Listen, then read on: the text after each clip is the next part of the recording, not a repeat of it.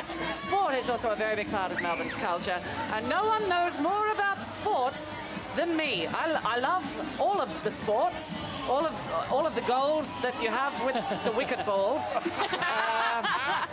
Actually, let's maybe go over to Nathan. I think you might have a better idea than this. Yeah, I might take it from here if that's really? okay. You reckon? It's been a fantastic year in sport. I think that every year, but it's been a lot of drama this year. How about those pies? Go donuts! Your pies were knocked out in the first week of the finals. Everyone enjoyed watching Collingwood get knocked out in the first week of the finals. Unfortunately, the Cats didn't quite make another grand final, but we've had some thrilling results in our domestic competitions. Right up until the last few days, we've had Australia winning the Ashes, giving it to the Poms. You know about that, don't you, Jenny? Yep. Oh, terrible. Ashes. Good no, Ashes. It's good. Good Ashes. We'll get an in-depth analysis from you later. We've had Australians doing really well on the world stage and here at home, and unfortunately, a lot of off-field dramas as well. So we've had a little bit of everything, but here's a look at the year that was in sport. In footy mad Melbourne, off-field issues cast a dark shadow over the entire season.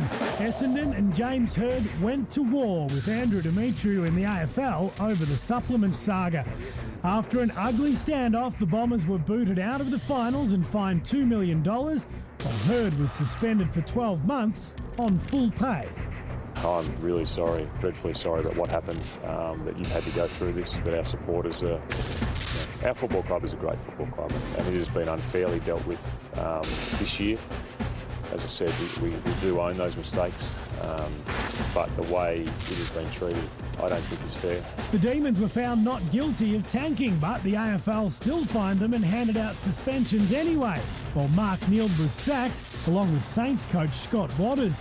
There were inspirational acts too, Adam Goodes taking a stand when he was racially abused. A 13-year-old girl called me an ape, and it's not the first time on a footy field I've been referred to as a monkey or an ape.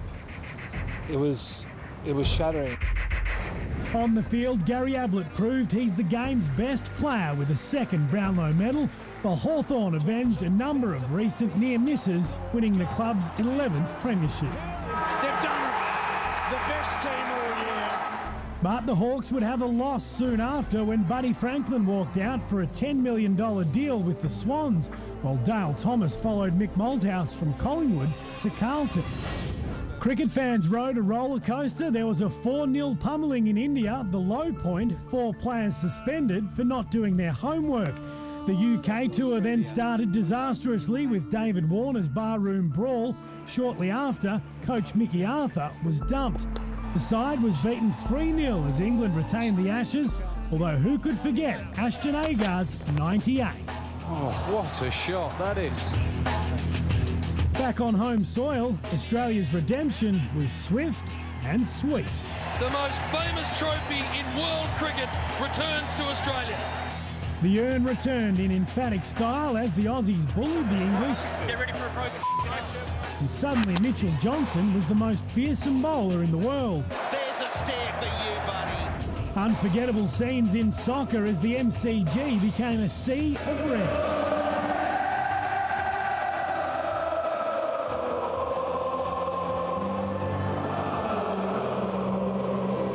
$95,000 watched Liverpool play Melbourne Victory, while the Socceroos have a huge year ahead after qualifying for the World Cup in Brazil.